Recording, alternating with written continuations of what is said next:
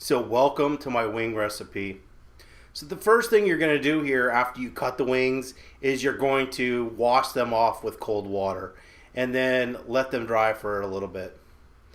The trick here to these wings to keep them tender and juicy is this brine. If you want the brine recipe, it's below. It's really easy to make.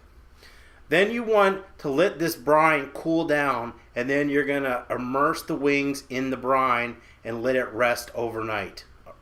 When you're done, then you're going to let them dry off and blot them with a paper towel.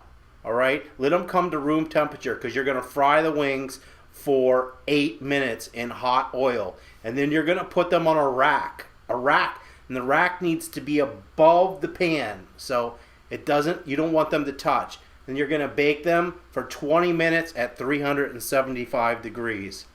So here's a sauce recipe. This is kind of an Asian inspired. So I've got some onions, some oil, some red pepper flakes, and garlic. And I'm just going to kind of stir that around, let that incorporate that for a second.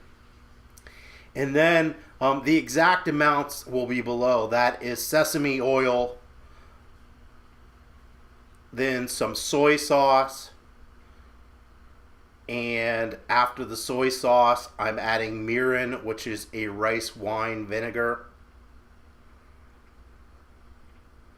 Then ketchup.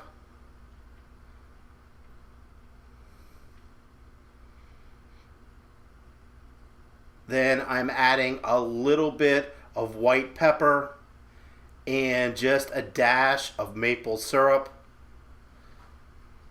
And after the maple syrup, I'm adding about a quarter cup of brown sugar, and I'm just going to stir that down, let it reduce for a second, and set that aside.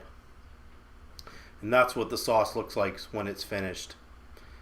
So after your wings have come out of the oven and cooked for 20 minutes, you're going to let them rest for like 10 or 15 minutes to cool down and settle, and then you're going to just go ahead and toss the wings in the sauce that you had. And you can use any sauce. You don't have to use this sauce for wings, obviously. So I just added a little garnish, and this is what the finished product looks like. So thanks for watching. Any comments or questions, you can leave those below.